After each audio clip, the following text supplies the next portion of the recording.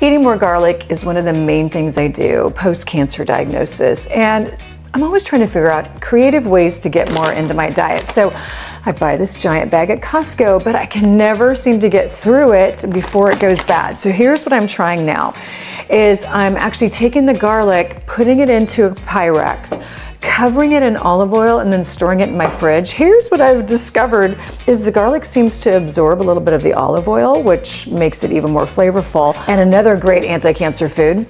But then I can take the oil from the garlic that's kind of drained out, and I can turn it into a salad dressing. Last night I drizzled it over some really good sourdough bread with a little bit of arugula on top. So incredible. Okay, so why am I trying to get more garlic into my life and into my diet?